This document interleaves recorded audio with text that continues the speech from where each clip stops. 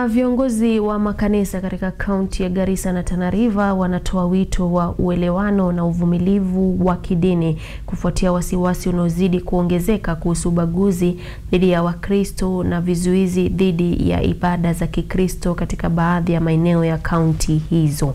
Muungano wa makanisa ya Kiinjilisti nchini EAK unasema baadhi ya makanisa yameshindwa kufanya ibada za usiku au ibada za kati ya wiki kutokana na hofu ya kushambuliwa na magenge ya uhalifu.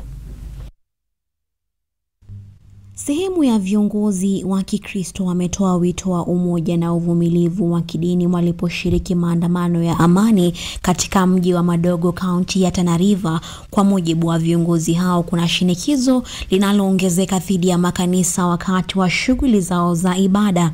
Yesu ni Bwana, Yesu ni Bwana, Yesu ni... Muungano wa makanisa ya Kiinjilisti katika kaunti ya Tana River na Garissa unasema baadhi ya waumini wamelazimika kufutilia mbali kesha za usiku na ibada za jioni kutokana na vitisho kutoka kwa makundi ya wahalifu na hofu ya kulengwa na majambazi. Makanisa kuwa pamoja si shida hiyo, na wale ambao wanalalamika ni kwamba kuabudu Mungu kuna uwezo wa kuabudu.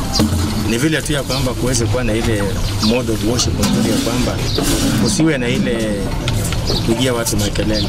Mulokwe vile aliwasihi vijana kujitenga na uhalifu na kutoitumia mitandao ya kijamii kuchochea chuki, badala yake kuitumia kwa shughuli zenye manufaa kama kutengeneza muziki, biashara na kampeni za amani. Kwa sababu kukiwa na ile hali ya ikipita extreme itakuwa imeharibu, lakini kanisa kama EAK tunahamasisha kwamba kuabudu kuweko kwa sababu inasaidia sana katika jamii. Hofu ya kulaumiwa kwa jumla vile ilizungumziwa, ambapo mwenyekiti wa muungano wa makanisa ya Kiinjilisti mjini Garissa, Mchungaji Boni Odhiambo, alisisitiza kuwa wanaojihusisha na uhalifu wanapaswa kuwajibishwa binafsi bila kulaumu makundi ya jamii nzima. And leo vile tumetoka nje kukataa kudhulumiwa wa Kristo. Kristo wamedhulumiwa, wamekandamizwa, wamefinyiliwa sana. Yes. And that is why leo tumetoka. Sisi tuko hapa county ya Tana River, which is the same Garissa. Therefore, hata wenye wanakaa Garissa Madogo wanakaa Madogo kwa sababu oppression or persecution ambao ilikuwa the other side. We thought that tukikuja pande hii itakuwa safe, bado ni the same. So tunakataa mambo ya kugandamizwa wa Kristo.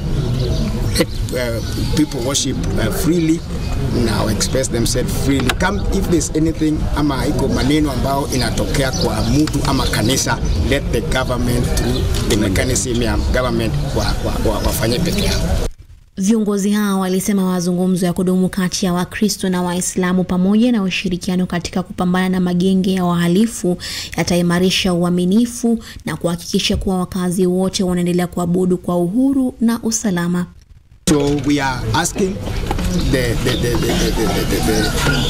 government through the whatever means to see that Christians are protected. That is their right to be protected. Yvonne Kimuma, runinga ya KU.